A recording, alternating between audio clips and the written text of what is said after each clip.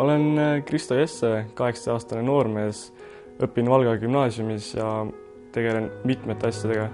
Ma üritan piisavalt palju tegeleda jooksmisega, mis hetkel just kõige paremini ei lähe, sest mul on jalad natuke, neil on väike vigastus, aga tegelen ka rahvatantsuga. Olen selle segarühma Sikutajad rühmavanem ning juhin ka terviseringi Valga põhikoolis. Uskumatu. Ma olin parasjagu ID-kaarti uuendamas ja siis, kui ma sain kõne Nestorilt, nagu õnnitles mind, et ma sain selle tiitli, see oli lihtsalt vapustav. Ma arvasin, et see on nali, aga pärast, kui mulle helistati üle, et ei, see on ikka päriselt, siis see ikka lõi täiesti jalust nõrgaks. See on uskumatu.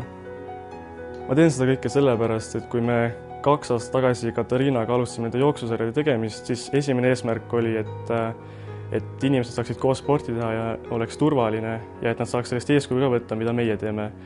Ja üleüldse, kui ma olen midagi korraldanud, siis on alati olnud selle eesmärgiga, et nooreks saaksid võtta eeskuju, et nad näeksid, et see korraldamine ei ole nii raske ja kõige tähtsam asi oli muidugi see, et nad tuleksid oma kodust välja ja teeksid sporti. See on minu jaoks nagu kõige tähtsam asi, et noor tuleks kodust välja, teeks sporti.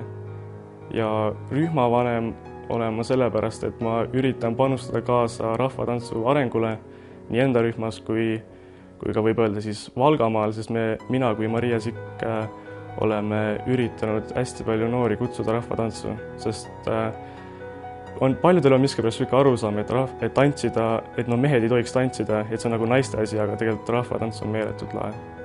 Ma arvan, et minu valem on selles, et kui sa tahad olla hea eeskuju, siis sa pead hästi palju oma aega loovutama selle jaoks, et teistel oleks parem.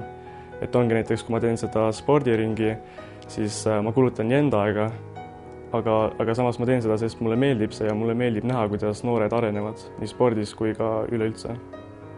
Innustuse sain kindlasti sellest, kui väiksena mu isa viis mind pidevalt staadionile jooksma. Seal toimus mingi lastejooksud, millest ma ka osa võtsin ja üllatavalt ilma trennita saavutasin üpris häid kohti. Ja siis sellest saati, muidugi peale seda, kui ta mind staadionile viis ja neid jooksudest osa võtsin, peale seda ma tükk aega ei tegelenud enam üldse spordiga. Ma hakkasin kodus istuma, ei teinud mitte midagi. Siis üks päev, kui mu isa ütles, et ta läheb ühele jooksule, siis mõtlesin, okei, suva, ma proovin. Võtsin mind kaasa, siis peale seda on jälle kõik sport on praktiliselt mu elu juba. Ma soovitan eelkõige olla sina ise, sest kui sa üritad olla keegi teine, siis sellest ei tule lihtsalt midagi välja. Sa pead olema hästi hooliv ja lihtsalt praktiliselt ainuke asi, milles mina toetun hästi palju, on selle, et sa pead tahtma teistele head teha.